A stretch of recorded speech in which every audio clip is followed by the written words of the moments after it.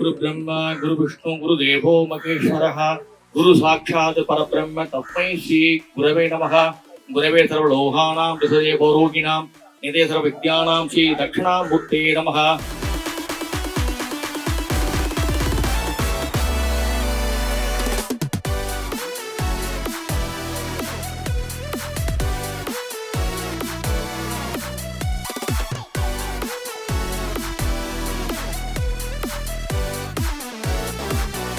இத்தனை மைக்குக்கு நடுவில் இந்த ரோஜா பூ மட்டும் மௌனமா இருக்கு இல்லையா? அந்த மாதிரி நானும் இந்த மேடையில மௌனமா தான் இருக்கணும். ஏன்னா இந்த படத்தை பத்தி எனக்கு பெருசா எதுவுமே தெரியாது.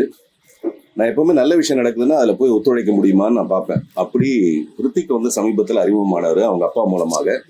எனக்கு எப்பவுமே இந்த அப்பாக்களை ரொம்ப பிடிக்கும்.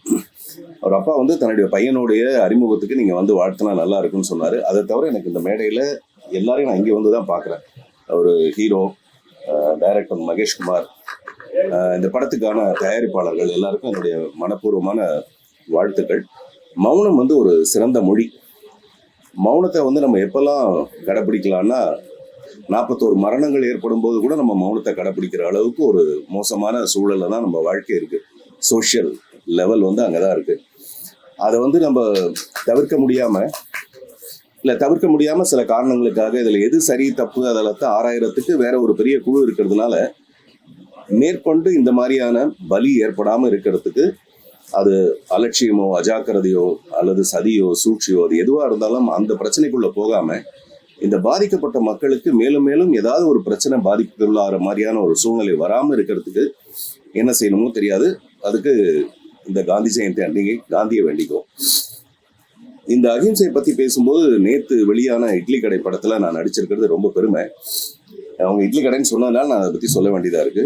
அதுல 2 விஷயம். ஒண்ணு வந்து அப்பாவை பத்தி பேசும்போது நான் இட்லி கடையை பத்தி பேசணும்னு நினைக்கிறேன். இட்லி கடை வந்து ரொம்ப பிரமாதமா ஒரு அகிம்சையை பத்தி சொல்லியிருக்க ஒரு படம். பொதுவா இந்த காலத்துல வந்து வன்முறையை வச்சு படம் எடுத்தோம்னா டெஃபினட்டா அது பாக்ஸ் ஆஃபீஸ்க்கு போயிடும். அந்த மாதிரி ஒரு காலகட்டத்துல அகிம்சையை நம்பி ஒரு படம் எடுத்திருக்காருங்கிறது தனுஷ்க்கு ஒரு ஸ்பெஷல் பாராட்டு. மகாத்மா காந்தியாவே இருந்தா கூட இன்னைக்கு படம் எடுக்கணும்னு வந்தாருன்னா டெஃபினட்டா வயலன்ஸை வச்சு தான் படம் எடுப்பாரு. நான் வயலன்ஸை வச்சு படம் எடுக்க மாட்டாருங்கிறது ஒரு தீர்க்கமான நம்பிக்கை எனக்கு. அந்த நேரத்துல இந்த மாதிரி ஒரு நல்ல படம், ஒரு ஃபீல் குட் ஃபிலிம், நம்ம ரூட்ஸுக்கு நம்மளே திருப்பி கூப்பிட்டு போற மாதிரி, நம்மளுடைய குலதெய்வம், நம்மளுடைய ஊரு, நம்மளுடைய அப்பா அம்மா படம் பார்க்கும்போது நம்ம மிஸ் பண்ண நிறைய விஷயங்களை வந்து அது ஞாபகப்படுத்துச்சு. அந்த படத்துக்குள்ள எனக்கு இருக்கிற ஒரு சின்ன பாத்திரம், அந்த பாத்திரம் வந்து நிறைய கைத்தட்டல் வாங்குது. The credit goes to mister Dhanush. ஒரு திரைப்படம் உருவாகிறதுக்கு பின்னாடி ரொம்ப கடுமையான கஷ்டமான நிறைய உழைப்பு, நிறைய முயற்சி, நிறைய தேவைப்படும். அப்படிப்பட்ட இந்த சிரமமான இந்த காலகட்டத்துல ஒரு நல்ல படம் எடுக்கணும்னு வந்திருக்க உங்க எல்லாருக்கும் என்னுடைய மனப்பூர்வமான வாழ்த்துக்களும் பாராட்டுகளும்.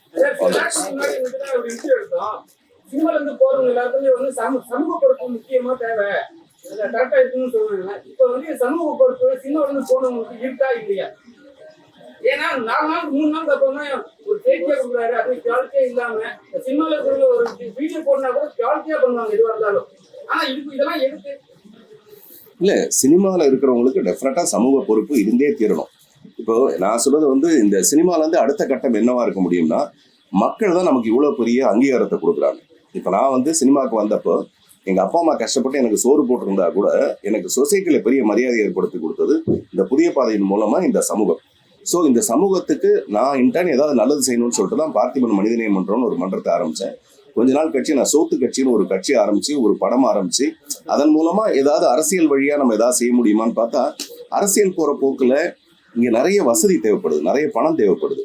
அரசியல் வந்து சாதாரணமா வெறும் மனசுக்குள்ள வீராப்பு இருக்கிறவங்க மட்டும் இங்க அரசியல் பண்ண முடியாது. நல்ல எண்ணம் இருக்கிறவங்க மட்டும் அரசியல் பண்ண முடியாது. அது அரசியல்ங்கிறது வேற ஒரு பெரிய களம். அது உங்களுக்கு யாருக்கும் புரியாதுன்னு சொல்லிட்டே புதைச்சு வச்சிருக்கோம். அப்படிப்பட்ட நேரத்துலதான் மக்கள் தலைவர் எம்ஜிஆர் இங்க வந்தார். அப்படிப்பட்ட இது யாருமே கண்டுபிடிக்க முடியாதுன்ற ஒரு நேரத்துலதான் அவர் ஒரு வீரியமா வெளியில வந்தார்.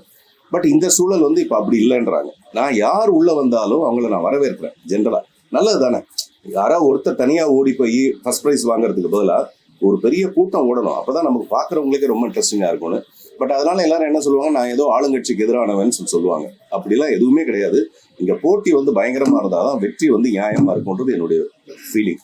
அப்புறம் எப்பவுமே ஒரு பிரச்சனையை கிளறி விட்டு ஆளாளுக்கு ஒரு பதில் சொல்லி அந்த பிரச்சனை அதிகமாகிறத விட ஃபர்தரா இந்த மாதிரியான உயிர்கள் பலியாகாம இருக்கிறதுக்கு என்ன பண்ணணும், அதை பத்தி தான் நம்ம யோசிக்கணும். தனிப்பட்ட தாக்குதல் நிறைய ஆயிடுச்சு. சமீப காலமா அது நடிகர்கள் மேல அரசியல் வரவங்க அரசியல் பேசுறது அதை பத்தி என்ன அரெஸ்ட் பண்றாங்க. நீங்க நான் சாதாரணமா ஏதாவது ஒரு போஸ்ட் நான் ரெகுலரா சோஷியல் மீடியால எல்லாத்துக்கும் ஒரு பதில் போடுறேன். போடும்போது கீழே கெட்ட கெட்ட வார்த்தைகளை அவங்க ரியாக்ட் பண்றாங்களா, அது பார்க்கும்போது நமக்கு கோவம் வருது. சட்டையை பிடிச்சிட்டு யாரா நீ நாயை வெளில வடா, உனக்கு முகம்னு ஒன்று இருந்தா வெளில வடா பார்க்கலான்னு சொல்லலான்னு தோணுது. பட் அவனுக்கு முகமே கிடையாது, அவன் யாரோ ஒருத்தன். ஆனா அது நம்மளை வந்து இரிட்டேட் பண்ணுது, அல்லது நம்மளுடைய வேகத்தை வந்து அது குறைக்குது. நம்ம நல்ல விஷயத்த சொல்ல வரும்போது அது டெஃபினட்டா குறைக்குது. பட் இதுக்கு வந்து வேற ஏதாவது ஒரு வகையில போலீஸ் சைட்ல இதுக்கெல்லாம் ஒரு, நான் கொஞ்ச நாளைக்கு முன்னாடி கூட சொன்னேன், இவர் இறந்து விட்டார், அவர் இறைவனடி சேர்ந்து விட்டார் சொல்லிட்டு அந்த கேஸ் நான் போட்டிருக்கேனே தவிர இது வரைக்கும் அதுக்கான எந்த பதிலுமே வரல. ஸோ அதனால நீங்க தான், உங்க கையில தான் அந்த பவர் இருக்கு. உங்களை சுத்தி நடக்கிற ஏதோ ஒரு கூட்டத்துல இருந்தா அந்த மாதிரியான விஷயங்கள் வருதுன்னா அது நீங்களா ஒரு மேடை போட்டு ஏதாவது தவிர்க்க முடியுமான்னு பார்க்கணும். இந்த அரசியல் இப்ப வந்து நடிகர்லாம் வந்து சப்போர்ட் பண்றது கிடையாது, நடிகர்களுக்குள்ளே நடிகர்கள் சப்போர்ட் பண்றது கிடையாதுன்னு ஒரு விஷயம் போயிட்டு இருக்கு. அது எப்படி நீங்க பாக்குறீங்க? அதாங்க, நான் வந்து இப்போ மிஸ்டர் விஜய் நேரடியாக சொல்றேன், மிஸ்டர் விஜய் வராரு அப்படின்னா நல்ல விஷயம் தானேங்க. ஒரு சினிமா விட்டுட்டு இவ்வளவு பெரிய சாக்ரிஃபைஸ் பண்ணிட்டு வராருன்றது ஒரு புது எண்ணத்துல சொல்றதே தவிர. சார் அப்போ சப்போர்ட் பண்ணிருந்தாங்க, இப்ப 41 உயிர் போனதுக்கு அப்புறம் யாருமே வந்து அவருக்கு உதவி குரலா யாருமே கொடுக்கவே இல்லை. அரசு பண்ணுன்னு சொல்லியிருக்காங்க 2-3 நடிகைக்கு. அதான் சொல்றேன், நம்ம அதையே நம்ம நடிகை மட்டும் ஃபீமேல் லீடை மட்டுமே எடுத்துக்கிறோம், மேல் லீட்லாம் இருக்காங்கல்ல. அதனால நீங்க என்ன சொல்றீங்க? இல்லைங்க, நான் என்ன சொல்றேன், அந்த விஷயம் பெரிய விஷயம். அதுக்கு ஒரு ஆணையம் அமைக்கிறாங்க, அதுல இருந்து தீர்ப்பு வரப்போறது வேற விஷயம். நான் தனியா ஒன்று சொல்றது, அவங்க தனியா ஒன்று சொல்றது, இவங்களை அரெஸ்ட் பண்ணுங்க அவங்களை அரெஸ்ட் பண்ணாமன்னு சொன்னா அப்புறம் சட்டம் எதுக்கு, ஜட்ஜஸ்லாம் இங்க எதுக்கு? அதனால அதெல்லாம் கொஞ்சம் அத்துமீறின விஷயங்கள், செய்திகள். இட்லி கடையில டெஸ்ட் ரோல் மாதிரி நடிச்சிட்டீங்க, என்ன காரணம் அந்த கேரக்டர்? தனுஷோட எனக்கு ரொம்ப நீண்ட பழக்கமும் ஒரு சண்டை ஒன்று இருந்துகிட்டே இருந்தது. 1001 டைம்ல இருந்து அது அவரு தான் நடிக்க வேண்டிய ஒரு ரோல், அவருக்கு பதிலாக தான் நான் நடித்தேன். அது சம்மந்தமாக ஏதோ ஒரு பிரச்சனை இருந்தது. அப்புறமேல வெற்றிமாறனுடைய படத்தில் நான் தான் நடிக்க வேண்டியது. இது என்ன படம், ஆடுகளம். அதை நான் பண்ண முடியாமல் போயிடுச்சு சில காரணங்களால். இப்படி எங்கள் 2 பேருக்குள்ள நிறைய உரசல் ஒன்று இருந்துகிட்டே இருந்தது. அப்புறம் சூதாடின்னு ஒரு படம் வெற்றிமாறன் ஆரம்பிச்சாரு, அது ஒரு 5 நாள் ஷூட்டிங்கோட நின்று போச்சு. இது ஏன்னு எனக்கு தெரியல. இது எல்லாத்தையும் ஈடுகட்டுறதுக்காக இந்த தடவை தனுஷ் வந்து இந்த படத்தை நீங்கள் நடிகன்னு கேட்ட உடனே நான் டெஃபினட்டாக என்ன கேரக்டர்னு கேட்டேன். அது ரொம்ப சின்ன கேரக்டர் தான், ஆனால் சின்ன கேரக்டரில் ஒரு சின்ன ட்விஸ்ட் ஒன்று இருந்தது. இப்போ நான் வாழ வைப்பேன்னு ஒரு படத்தில் ரஜினி சார் வந்து ஒரு 5-6 சீன் வந்தாலும் கிளாப்ஸ் வாங்கிட்டு போயிடுவார். நான் எப்பவுமே அதை எதிர்பார்ப்பேன். அந்த விஷயம் வந்து அதுக்குள்ளே இருந்தது. தியேட்டரில் பார்த்தீங்கன்னா அதுக்கு பிரமாதமான ரெஸ்பான்ஸ். இத்தனைக்கும் நான் ரொம்ப நெகட்டிவாக போய் அந்த செகண்ட் ஹாஃப்ல நான் என்னோட ட்விஸ்ட்டை வந்து பயங்கரமா, அப்படின்னா ஜனங்க வந்து ஆர்வமாக எதிர்பார்த்துட்டு இருக்காங்க. என்னை எப்பவுமே யாருமே ஒரு வில்லனா பார்க்கறதே கிடையாது. நான் வில்லனா நடிச்சா கூட இவங்களுக்குள்ள வேற ஏதோ ஒரு நானும் ரவுடி தான் கூட எடுத்துக்கிட்டிங்கன்னா என்ன முழுக்க வில்லனா பார்க்க மாட்டாங்க. நயன்தாரா வருவாங்க, நான் சைட் அடிப்பேன், அது ஒரு ஹீரோ மாதிரி தான் பார்ப்பாங்களே தவிர அதை ஒரு வில்லனா பார்க்கவே மாட்டாங்க. ஏன்னா மக்கள் கிட்ட வந்து என்கிட்ட அந்த மாதிரி ஒரு நல்ல அபிப்பிராயம் இருக்கிறதுனால இந்த படத்துக்கு அப்படி ஒரு கிளாப்ஸ் கிடைச்சது. தேங்க்யூ. நீங்களே பெரிய டைரக்டர், பையன் டைரக்ட் பண்ண படம் நடிக்க போறேன்னு கேள்விப்பட்டோம். அந்த மௌனத்துக்கு எப்போ உடனே போறீங்க, என்ன தலைவர்? இல்லை, இதுல மௌனம் ஒண்ணுமே கிடையாது. என் படம் வந்து என் பையன் வந்து ஸ்கிரிப்ட் எல்லாம் ரெடி பண்ணி வச்சுட்டாரு. அவருக்கு ரொம்ப நாளா கமர்ஷியல் படம் பண்ணணும்னு ஆசை. இப்போ நான் நிறைய எக்ஸ்பெரிமெண்டல் ஃபிலிம்லாம் பண்ணி நான் அடிப்படுறதெல்லாம் அவர் பார்த்துட்டு இருக்காரு. அதனால அவருடைய ரூட்டே அப்படியே வேற. அவர் லோகேஷ் கனகராஜ், நெல்சன், இந்த மாதிரி ஒரு படம் 2 படம் 100 கோடி 500 கோடி இப்படி ஏதாவது போறது தான் அவருடைய பிளானு. அதுக்கான பொட்டன்ஷியல் இருக்கு அவர்கிட்ட. அதனால அந்த படத்துல இப்ப பெரிய பெரிய படத்துலலாம் எனக்கு ஒரு சின்ன ரோல் தான் கொடுப்பாங்க. அதனால என் பையனா இருந்தா கூட பெரிய படம் பண்ண போறாரு, அதுல எனக்கு ஒரு சின்ன ரோல் கொடுப்பாரு. அதுதான் இருக்கிறதுலே ரொம்ப பெருமைங்க. நம்ம பையன் ஒரு நாளைக்கு வந்து நம்மள ஒரு படம் டைரக்ட் பண்றான்னு வச்சுக்கோங்க, அது ரொம்ப பெருமையான ஒரு விஷயம். அது எவ்வளவு சின்ன ரோலா இருந்தாலும் நான் நடிப்பேன். தயாரிப்பாளர்கள் கிடைக்கிறது ரொம்ப கஷ்டம். இப்போ இவங்களுக்குலாம் கிடைச்சிருக்காங்க, ஒரு 4-5 பேர் கிடைச்சிருக்காங்க. அந்த மாதிரி இந்த தயாரிப்பாளர்களுக்கு என்னுடைய பாராட்டுகளும் வாழ்த்துக்களும். என் பையனுக்கு அந்த மாதிரி நல்ல தயாரிப்பாளர் கிடைக்கும் போது டெஃபினட்டா படம் பண்ணுவேன். சார், கொஞ்ச காலமாவே நீங்க மௌனம் வச்சுருக்கீங்க, அரசியல் கட்சி தரவுல போறது ஒரு மௌனமாவே இருக்கீங்க. எப்போ வந்து கலைய போறீங்க, எப்போ ஸ்டார்ட் பண்ண போறீங்க? டெஃபினட்டா 26ல இல்லைங்க, 26ல வேற சில போட்டிகள் இருக்கிறதுனால 26ல நான் தான் சிஎம்னு ஒரு படம் மட்டும் எடுக்கலான்னு இருக்கேன். இப்போதைக்கு கட்சி தொடங்குற ஐடியா இல்லை. ஏன்னா இருக்கிற கட்சிகளுக்குள்ள இருக்கிற போராட்டமே கரூர்லயே ஜரூரா இருக்கு. அதனால நன்றி, மிக நன்றி. First of all, thank you so much. Thank you for being a part of this film and really happy and really grateful moment. இது என்னோட ஃபர்ஸ்ட் மல்டி லாங்குவேஜ் மூவி. இதில் பண்ணதுக்கு ரொம்ப சந்தோஷம். பண்ண போகிறதுக்கு கொஞ்சம் தமிழ் தான் தெரியும், because I am Malayali. So thank you so much. Yeah, good morning everyone. really today I'm feeling so happy to see this great moment here in Chennai. And I know a movie director, Mr. Naresh Kumar, last 20 years. He has done so much project for me, and still it is the part of our team. So every years, whatever we have, we do shoots and the film, short film, all covered by Mr. Mahesh only. So my best wishes for him. I really am so happy to see young guy, Mr. Aviram, is the new hero for this movie, and that Malayali actress, what's her name, Anna? Sanatha. Sanatha. Sanatha. And Sanatha. And all the team members, Sana Khan. Wow, Sana Khan. And all the team members, especially our friend Mr. Dr. Murthy, that's a great man. And I can see the really good team here, and I'm sure that you're going to do well. This movie going to, I think, to release in 3 or 4 languages. So it's a really great moment for everyone. So we are here in Chennai, and you know that this industries, especially the Tamil industries and Telugu industries, they're doing good. So now it is even like trying to overcome our Hindi movie also. So whatever new trend we can able to see that people that much like the movie of Hindi in Hindi, like about the Tamil movie and Telugu movie. I'm sure that this movie going to become a good hit, and I wish everyone a great success. This is my first debut film. Okay okay okay okay வந்திருக்க அனைத்து பத்திரிகை உள்ளவங்களுக்கும் என் மனமார்ந்த நன்றி. தூய தமிழெல்லாம் பேச சொன்னா என்னால் டக்குன்னு பேச முடியாது. ஃபர்ஸ்ட் டெபியூ தமிழ் ஃபிலிம் பண்ணுற மியூசிக் டைரக்டரா. எல்லாரும் உங்களோட சப்போர்ட்டை தயவு செஞ்சு கொடுங்க. தேங்க்யூ. எல்லாருக்கும் பிடிக்கும்னு நினைக்கிறேன். பார்க்கலாம். வெற்றியின் குமார், வெல்லும் குமார், பல விருதுகளை பெற்ற குமார், புதிதாக இங்கே வந்த குமார், அன்பு நண்பர் மகேஷ் குமார் இயக்குனர், அவருடைய மகன், அன்பு மகன், ஈன்ற பொழுதிலும் பெரிது ஊக்கும் தன் மகனை சான்றோர் என கேட்ட தாய் போல அபி ஹீரோ அவர்களுக்கும், ஏன்னா இவர் ப்ரொடியூசரே ஹீரோ மாதிரி தான் இருக்காரு. எல்லாமே இது ஒரு மௌன புரட்சி நடக்க போகுது. ஆமா, உங்க பேர் என்ன? சனா. அவர் பல இளைஞர்களுடைய கனா ஆயிடுவார். ஆமா, கனானா ட்ரீம்ஸ். ஆமா, அது அதனால எல்லாருமே நல்ல அருமையான ஒரு டீம் ஃபார்ம் ஆயிருக்கு. ராஜ்பாஸ்கர் அவரால் தான் நான் இங்கே வந்து உட்காந்துருக்கிறேன், இசையமைப்பாளர். அவர் எத்தனை படங்கள் இதுவரையும் பண்ணியிருக்கீங்க? 500 படங்களுக்கு இசையமைச்சிருக்கார். Multi language director, music director. அவர் வந்து இந்த மாதிரி கவிஞர்களை அறிமுகப்படுத்தி ரசிக்கிறது வேலை. நல்ல இசையமைப்பாளரை பற்றி நிறைய அவரே சொன்னார். அது ரொம்ப கஷ்டம். ஒரு மியூசிக் டைரக்டர் இன்னொரு மியூசிக் டைரக்டர் வந்து பெருமையாக சொன்னார்.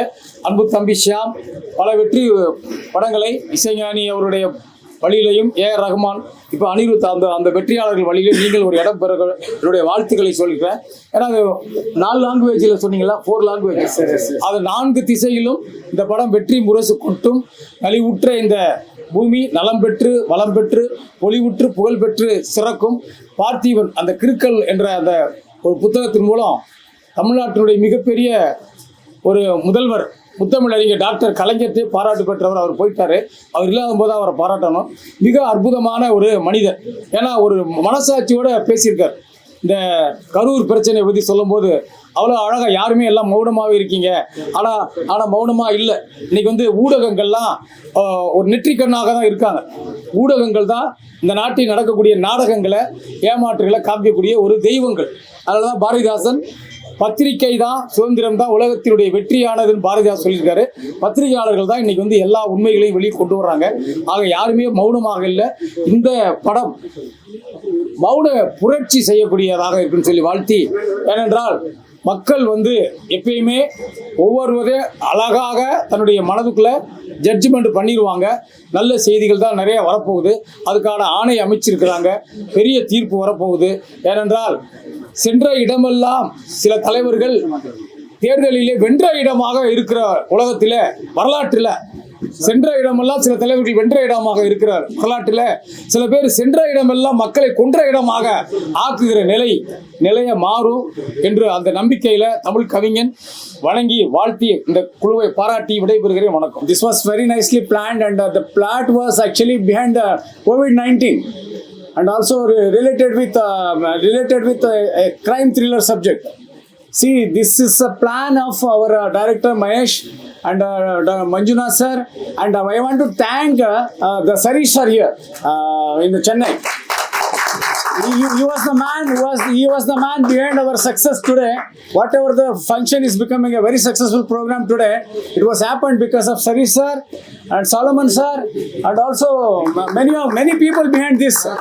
Raj Bhaskar and sir PRO sir, and many people are behind this. I want to thank everybody, and media people came in a big way to a big and also I would like to thank Parthiban sir. See, when we enjoyed Parthiban sir movie and Vadivel sir movie, see, we are all very small people, but the Chennai has embraced us. சென்னையில் அந்த மாதிரி அந்த vibes இருக்குதுங்க. அந்த மாதிரி vibes we brought here and they brought here, and I'm thankful to everyone, media persons, those the people who are behind this program success. Tiffin, whoever arranged it, whoever put the banners, it's very what is that, colorful today, and those things whoever done, I want to say thanks, நன்றி வணக்கம். ஒரு மொழியிலேருந்து 100 மணிக்கு வந்தாலே முதல்ல மௌனம் தான் வரணும். அதனால் அதுக்கேற்ற மாதிரி தலைப்பு வச்சிருக்காங்க மௌனம்னு சொல்லிட்டு. சென்னையில் இருக்கிற பாம்பு ட்ரீ சினிமாஸ் நாங்கள் வந்து அதில் ஒரு கோஆர்டினேட் பண்ணி இந்த படத்தை ப்ரொடியூஸ் பண்ணுறதுக்கு நாங்கள் ஒத்துழைக்கிறோம். இந்த படம் ரொம்ப நல்லா வரும்னு நான் நம்புகிறேன். உங்கள் அனைவரையும் சப்போர்ட்டையும் நாங்கள் ரொம்ப சிறப்பாக வேற லெவலில் வந்து முடியும். இது நான் சொல்லலை, உலக நாயகன் கமலஹாசன் சார் இங்கே வந்திருக்கும் போது ஒரு வார்த்தை சொன்னாங்க, பிரசாத் லேப் வந்து ரொம்ப ஒரு லக்கான ரொம்ப ராசியான இடம், தொட்டதெல்லாம் தொலங்குன்ற மாதிரி சொல்லியிருக்காங்க. ஏன்னா அவர் நடித்த இந்தியாவே புரட்டி போட்ட ஏக் விஜய் கலிய படம் ஆரம்பித்ததே இந்த பிரசாத் நிறுவனம் தான் தயாரித்தாங்க. அந்த வகையில் கமல் சார் சொன்னது, இந்த பிரசாத் லேபில் என்ன தொடங்கினாலும் தொட்டதெல்லாம் பொண்ணாங்கன்னு சொல்லியிருக்காங்க.